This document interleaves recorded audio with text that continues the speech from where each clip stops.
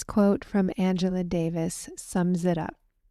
You have to act as if it were possible to radically transform the world, and you have to do it all the time.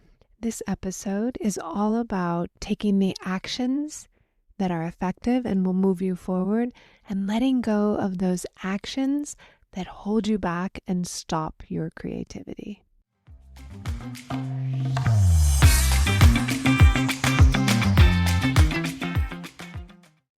Welcome to the Modern Creative Woman podcast, and this is for women like you who want to elevate their creativity and start applying creative thinking in their everyday life. I'm your hostess and creativity expert, Dr. Amy Beckos. Through our conversations and creative insights, I'll provide simple science-backed tricks and proven creative practices that will help take the mystery out of the creative process so that you can start each day feeling empowered, creative, and ready to take on whatever comes your way.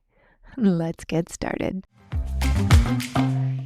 As a psychologist and an art therapist, I notice there are real struggles that women are facing when they try to make change. And so much of the change we go for is about stopping doing something or adding something new. Stop sleeping in, start going to the gym. And it involves this real push and pull. And I want to give you some of the ways that you can engage in this push and pull in a meaningful way. I have 4 ideas of things that would make the most sense for all of us to stop doing, and 4 things that would make sense for all of us to add. And here's what's really special about these is that we can heal and move in these directions as a community. As women working together, these things become so much more powerful and so much more possible.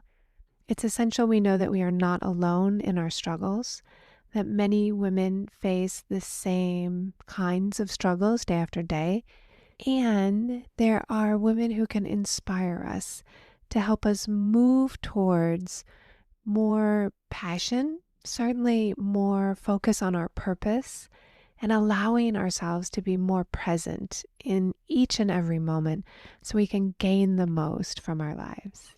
Here are 4 things that it's time to stop, time to let go of.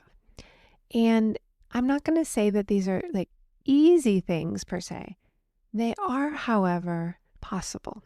And if you want to make a significant change in the world, and like Angela Davis, move in a direction where you can see social change and you can keep going in that direction, acting in the ways that give you evidence that you can make a change in the world. Here are 4 things that I think are just worth your while to let go of. The first one is hating your body. And the amount of psychic energy, and by that I mean psychological brain process and physical energy that it takes to hate your body is tremendous. It's exhausting, and it keeps us away from our true vision and our true purpose in life. And there are 0 women on the planet who on their deathbed said, "Boy, I wish I would have hated my body more." No one says that. They say, "I wish I would have put on my bathing suit and played with my kids." It's not about our bodies, right? Because there are people with all different shaped bodies who love their bodies. And there are people with all different shaped bodies who hate their bodies. And hating our bodies comes from this external societal pressure, what we see, how we're influenced, and how we interpret what we're seeing. It is worth your while, if you struggle in this area, to work with a psychologist, an art therapist, a coach, doing art, moving your body, and learning to love what it's fully capable of. These thoughts of hating our body are not ours. They are not moving us forward. They are rather these ways that keep us distracted from living a vibrant life. And you can do what it takes to stop that one action and shift away from engaging in behaviors that keep you out of your life and out of changing the world. We can't take radical action and improve our circumstances and the circumstances of our communities if we're being distracted by hating our bodies. There are resources available to you and many, many examples of women who overcame these negative thoughts and the patterns of thinking. I want to encourage you to do the work that you need to do to let those thoughts not dictate how you take action. The second thing I want you to consider letting go of is a particularly powerful, socially supported avoidance strategy. And can you guess? It's actually found in most places. You're able to engage with it in many situations. Do you know yet? It's alcohol. The sociologists that I studied with in my undergrad really gave us a lot of pressure and influence in a good way to not drink. And I always remember that they said that, but I didn't stop completely drinking until about 5 years ago. And I always knew it was an opiate, not like an opiate drug, but something that lulls us and dulls us. And so many women that I work with wish that they drank less. They make an observation that they're drinking a little too much or a little too often, and they want to stop, and it's difficult for them.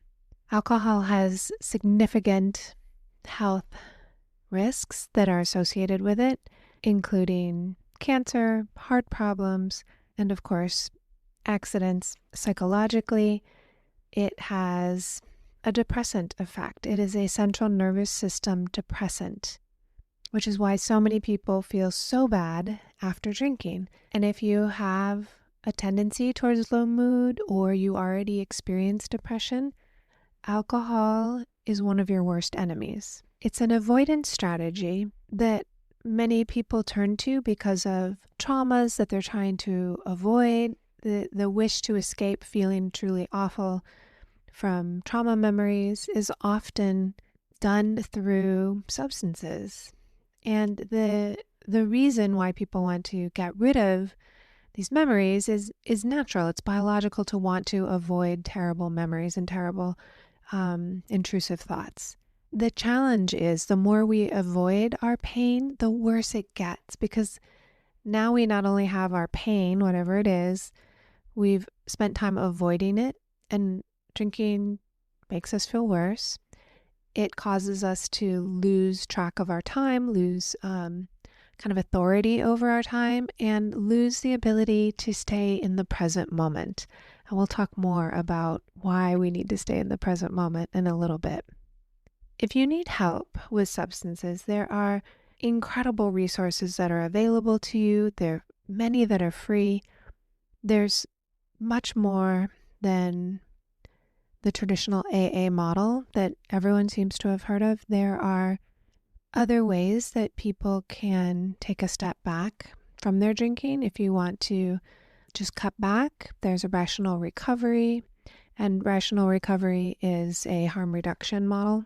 12-step programs are really powerful, largely because they involve community, and community healing together is extremely important. Quitting drinking is something that will change your life in a really meaningful way. Even if you don't drink that much, even if you don't feel like you need to cut back or have any kind of problem, not drinking anything is really different than even just drinking a little. So again, I want to encourage you to do what you need to do to manage this incredibly destructive substance.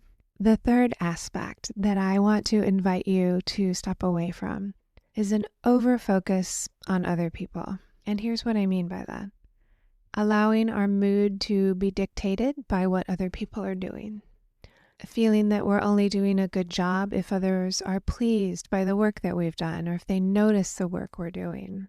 The habit of judging ourselves based on the reaction of others, it's useful in some circumstances, right? Like we have to learn all kinds of things when we're kids. And, the way to go to school, how to go get a new sheet of paper when you're in kindergarten.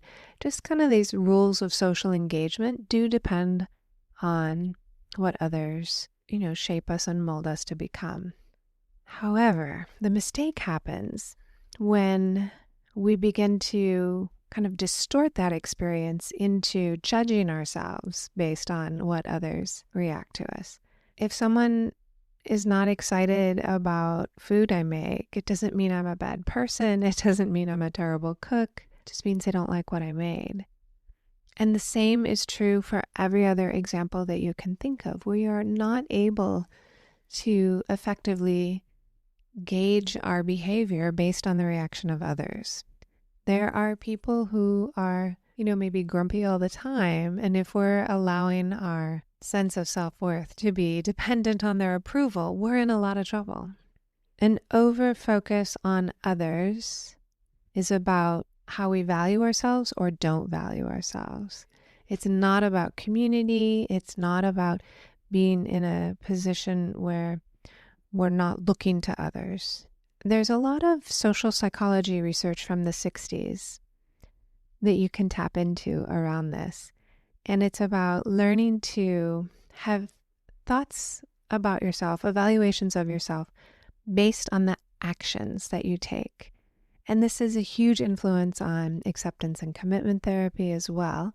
And the idea that taking an action and then evaluating yourself on it can give you a high quality sense of yourself, because we can't control what anyone else thinks or says or does. This is much more about values.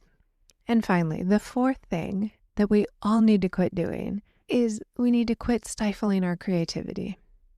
That means we have to make it appear on our schedule. Oh, on Saturdays we paint. Okay, that's what we're doing. When we stifle our creativity, we stop doing the things we love, dancing, painting, singing, sculpting, knitting. We end up in a spot where we're not being self-expressive, and that directly impacts if we can express ourselves verbally in other places. It directly impacts if we feel good about ourselves too.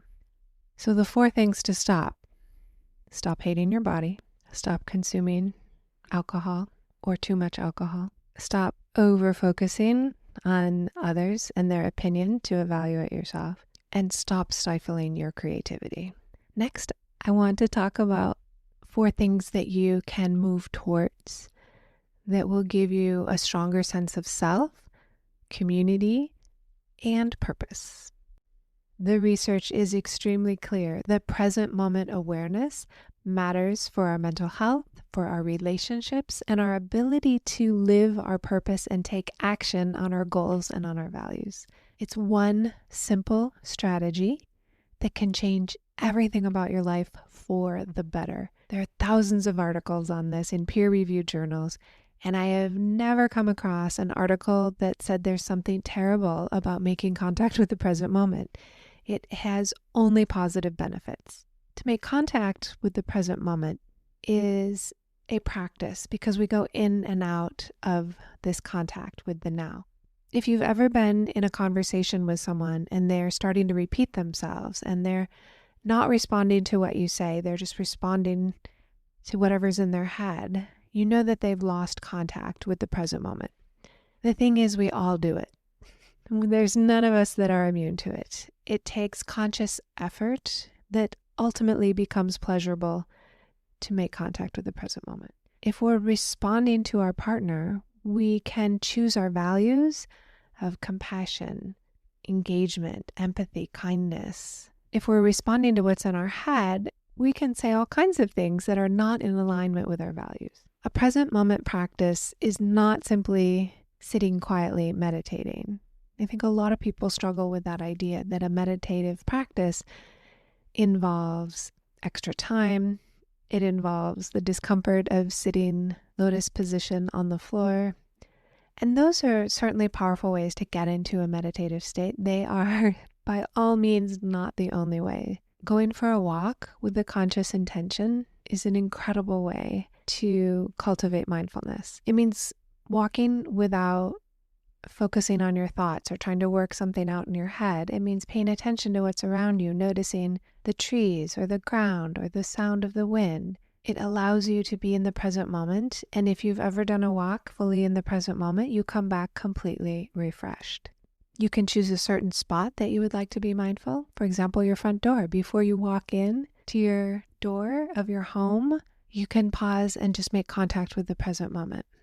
You can choose incredibly easy ways to make contact with the present moment. Every time you open your car door, make contact. You just want to choose places and times that will be a trigger, a reminder to be mindful. Every time you put your key in the car or you scan your bus pass, those are opportunities to make contact with the present moment. You can choose other ways to make contact by a word, a reminder word. Say every time you hear the word red, you sit up straighter. There's so many simple ways to pull you back to the present moment. And you'll notice that when you start to pepper in these little reminders for yourself, it'll become easier and easier. Now, of course, we have to talk about the power of art in pulling us into the present moment. This leads us to my second thing that we all need to add, and that is more creativity. The power of creativity to transform our lives cannot be underestimated. Making art and self-expression is what we were designed for. It's part of our biology.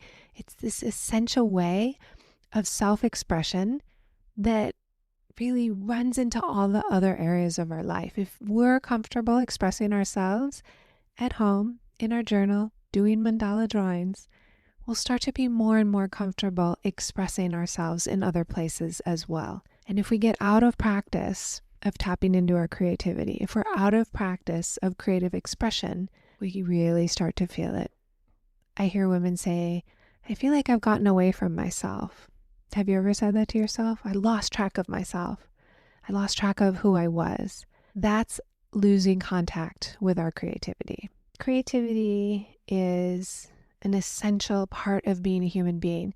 We are creating all the time.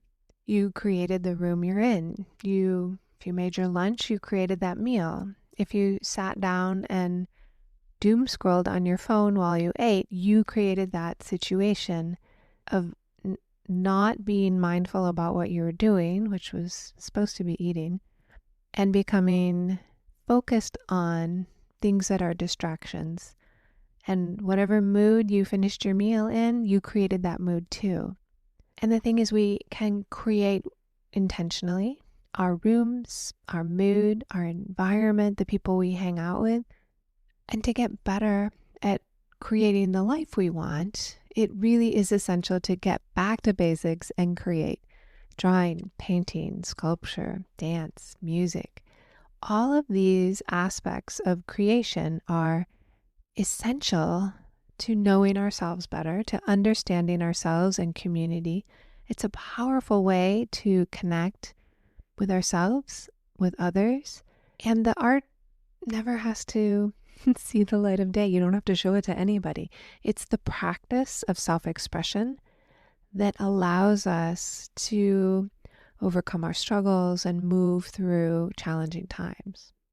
The third thing I want to talk about is our values. Do you know what's most important to you? You should have a list of things that are truly important to you, not the list that society would tell you is important. I'm talking about the list that you create yourself.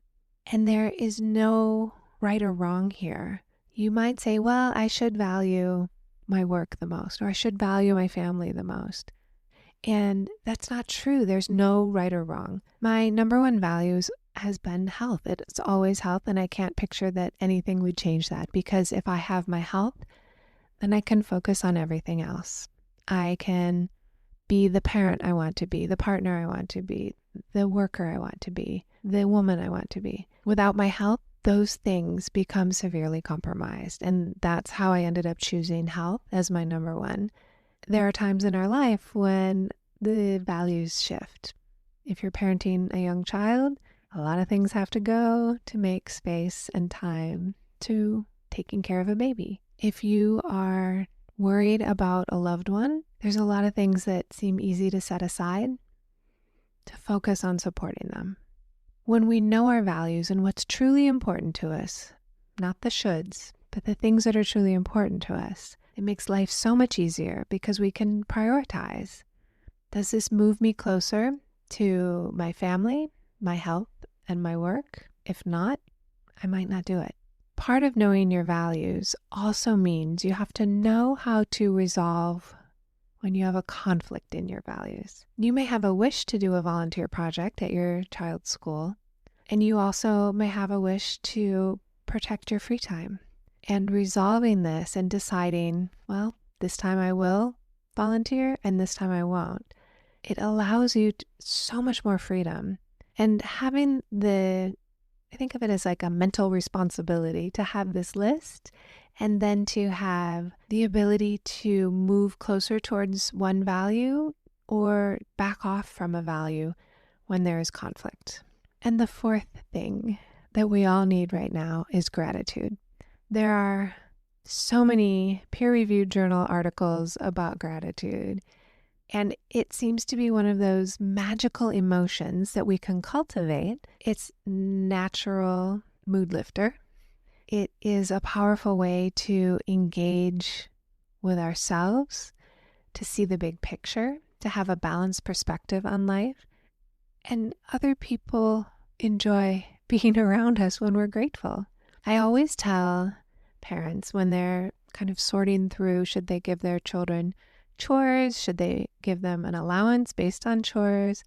And sometimes people ask me, should they say thank you to their kids when their kids do what's expected of them, which is, homework, empty the dishwasher, whatever the chores are. And I say, tell them thank you.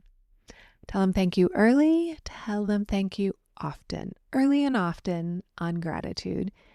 It makes you much more enjoyable to be around. It makes them feel good about what they're doing. You see your kid pick up something in their room to go do the laundry, put their laundry away, whatever it is.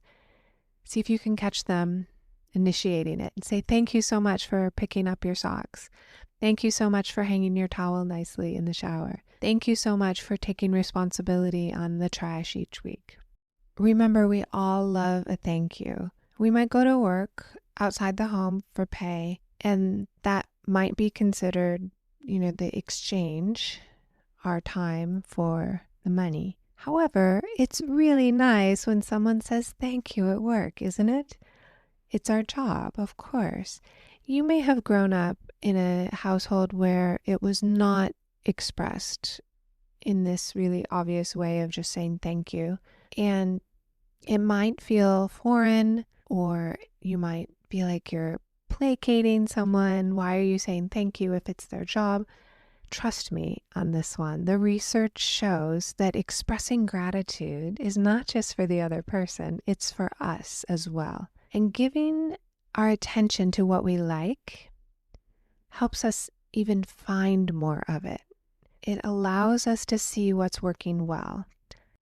If you find yourself heavily worried and concerned about what's happening in the world, or you're worried about future things that have not yet happened, gratitude is an essential component. It's an antidote to worry.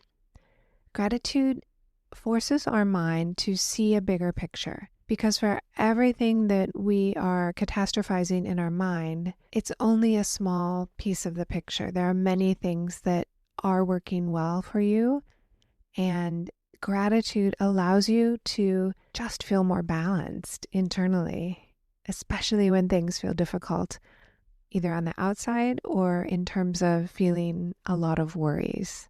There are 4 things that it's time to let go of, and 4 things that it's time to add into your life. It's time to let go of hating your body. It's time to let go of drinking or drinking too much. It's time to let go of overly focusing on the opinion of others. And it's time to let go of neglecting your creativity. And here's the 4 things that you want to add. Present moment awareness. making contact with the present, knowing your values, and knowing what to do when you have conflicting values. A focus on creativity such that you're able to use your creative process to enhance your entire life. And the fourth thing is to cultivate the habit of looking for things that you're grateful for. Wherever you are, whatever the circumstance, gratitude will allow you to feel more balanced and have a complete picture of what's happening. Take extra good care of yourself this week. It will allow you to be present for yourself, for others, and the people around you. Go ahead and take action where you can, and know that when you move with kindness, it has an impact on the people around you. When you engage with your creativity, it improves your life in so many ways. Have a wonderful rest of your week. Now that you know about how to use your creativity, what will you create? Want more? Subscribe to the Modern Creative Woman digital magazine. It's absolutely free and it comes out once a month. And I know you can get a lot out of the podcast and the digital magazine. Yet when you're ready to take it to the next level, I want you to know you have options inside the membership. And if you're interested in a private consultation, please feel free to book a call with me. Even if you just have some questions, go ahead and book a call. My contact is in the show notes, and you can always message me on Instagram. Do come find me in the Modern Creative Woman on Instagram, Facebook, and Pinterest at Dr. Amy Bacos. If you like what you're hearing on the Modern Creative Woman podcast, I want to give you the scoop on how you can support the podcast. You can be an ambassador and share the podcast link with 3 of your friends. You can be a community supporter by leaving a 5-star review if you think it's worth the 5 stars. And you can become a gold star supporter for as little as $3 a month. All those links are in the show notes. Remember to grab your free copy of the 21-Day Gratitude Challenge. The link is in the show notes, and you can find it at moderncreativewoman.com.